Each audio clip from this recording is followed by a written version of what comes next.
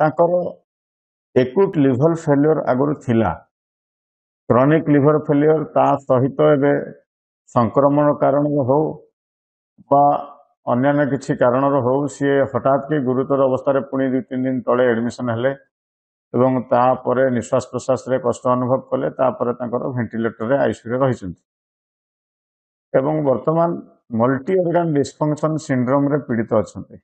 ତ ଅର୍ଥ ତାଙ୍କର ଆଗରୁ ଲିଭର ଫେଲିଓର ଥିଲା, ତା ସହିତ ବର୍ତ୍ତମାନ ଫୁସଫୁସ ମଧ୍ୟ କମ୍ କାମ ଦେଉଛି, କିଡନୀ କମ୍ କାମ ଦେଉଛି ଏବଂ ସାରା ଶରୀରରେ ଦେହ ହାତ ଟିକେ ଫୁଲିବା ଆରମ୍ଭ କଲାଣି।